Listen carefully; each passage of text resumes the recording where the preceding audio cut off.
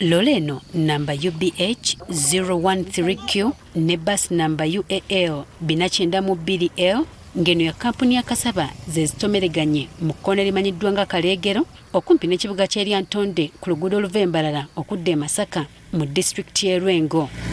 Tukitegedde nti akabenje kano kaguddewo ku ssaawa 7 ez'ekiro era abantu 11 tebalutonze ate abalala bakununkiriza mu 40 ne baggyibwawo nga taasulewo taasibewo yali ku mimwa.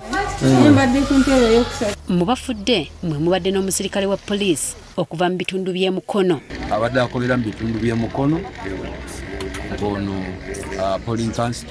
police constable abaho. Okusinziira ku beerabiddeko n'agaabwe, omugoba wa Lola badde avugira ku ludda lukyamu era ng'ono yakwesezza owa bbaasi ensobi.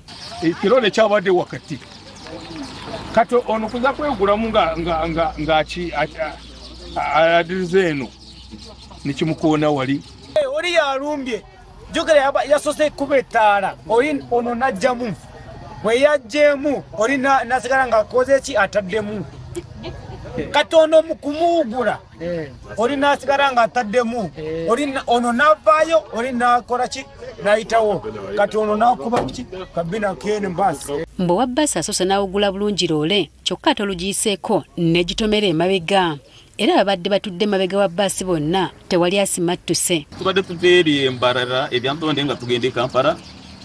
Driver wange n'alaba nga loole eri mu kuuma kati n'ayagala kugiduka kati bw'abadde agezaako okugiduka n'agisala bulungi mu maaso naye akabina emabega wa loole n'atutomera awasembayo kati abasabazi bange bonna abafudde babadde batudde mu muco ogw'emabega. Ono abadde avaayo kati oli namukuba akabina wali mabega kati ono naluzinga control basi nakikuba wansi.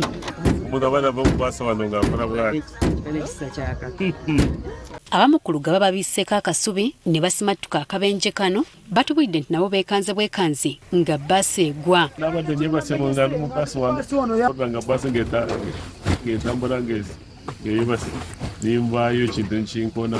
Zinabadde nva Lukunjiri nga ziriyo Kampala waka.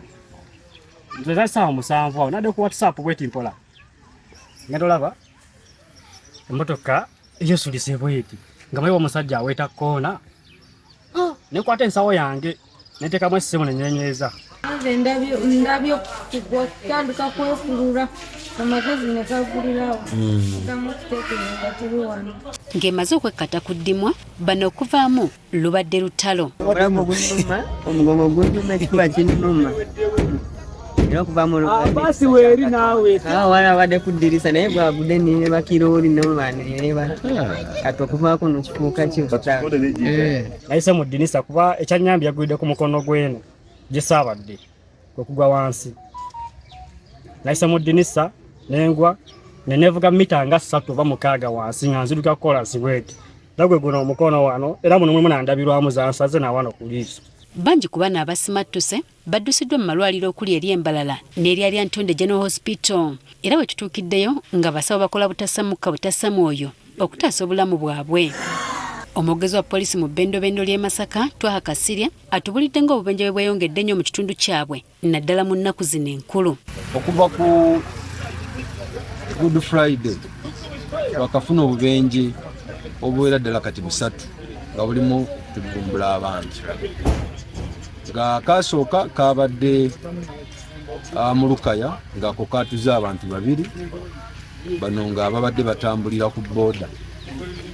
Omwana omuto n'omusajja omukulu yabadde agivuga. Ate ne Sembabule eggulo twabaddeyo n'accident era nayo yafiiriddemu abantu 2 kati kugatte n'ate okufiiridde abantu. Kasirye alabudde abavuzi b'ebidduka ku nguudo ez'enjawulo nga bwe bagenda okukola ebikwekweto okufuza abavugisa ekimama n'abatagoberera amateeka ku luguudo. Tetutukiza nnyo snap checkpoints era bw'olaba nankubadde wadduuka n'akabenje naye tubadde tukendeezezaako nti tubenje buno mu kitundu.